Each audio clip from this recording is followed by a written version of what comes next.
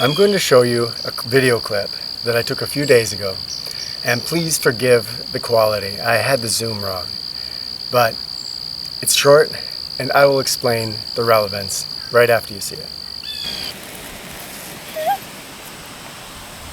I tried to hold it. You want to hold it? I'm a little scared. You're a little scared? All right, put your hand right there on top of mine and just let him crawl onto you. Yeah, Mirabelle. Film it. I wanted to stay on me. You want him to stay on you? Yeah. Whoa. Poor little spider. No, not that way. Not that way. Film it, film it, film it. I am filming it. Pretty neat, huh? You want to put your hand and get him off mine? Just touch his butt a little bit. Whoa. Here we go. Bye. How was that? Fun. Pretty fun? Okay, so here's the thing. Believe it or not, I used to be terrified of spiders. And I would have passed that fear on to my daughter if I had retained that into adulthood. So, in my teens, I was really into martial arts, and so discipline was everything to me. Stopped drinking soda when I was 6 and tried to meditate and just really be like disciplined and focused. I thought that would get me over my fear of spiders. So I'd go out and I'd see a spider and I'd try to let it crawl on me, and I would have to just resist it with everything I could. And I could pull that off, but it didn't get me over my fear.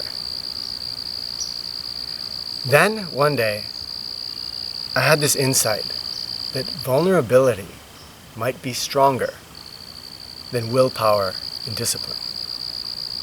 And what I did is I went out into the woods and I found the biggest, scariest spider I could find. And I looked at that spider and I said, "Spider, I would like you to crawl onto me and to take your fangs and put them into my flesh and then inject your venom into me, and I'm just going to take that into me, into my body." And I let down all my walls and tried to move into a perfect feeling of acceptance. And I put my hand down in front of that spider, and it was a big one, and it crawled over my hand, and I felt no fear. And I've not been afraid of spiders since.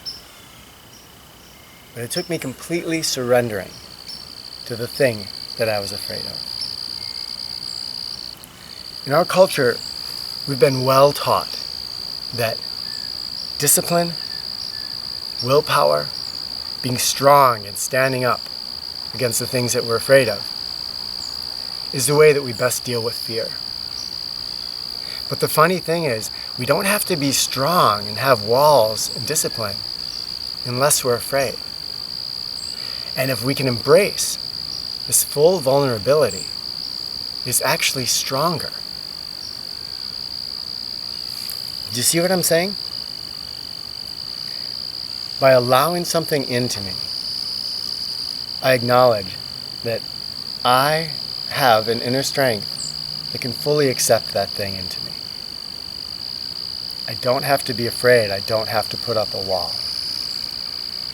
This sense of vulnerability is what I attribute most of my current mindset to. It's how I go through the ice and spend a night out in the winter woods afterwards. Not by being stalwart and strong, but just allowing sensations in.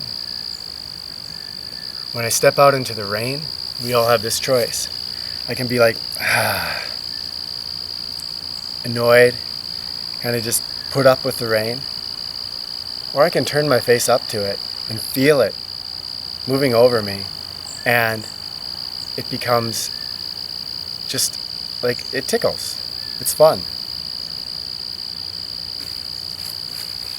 It might not look like strength to our cultural eyes, because our cultural eyes often see strength as kind of frown face and serious and stern. But that playful strength, I believe, will get us through a survival situation in a way that willpower never can. It will get us through trouble spots in relationships in a way that willpower never can. It transforms things that seem painful in life into things that are joy-filled in life. Vulnerability got me from a place of being able to put up with spiders to actually loving spiders and having no fear of them whatsoever. This is the power it holds. To use the power of vulnerability, we can look into our lives and see any place where we're harboring fear. If we look at a person who has a different colored skin and we feel some kind of barrier come up, we know that's fear. If we look at somebody who is close to us and we see that they're having strong emotions, and we start to feel that barrier come up, we know that's fear. Fear, as I mentioned in the video before, part 1 of this, is so pervasive in our lives. And finding our way through it, it takes some training that we don't get in this culture.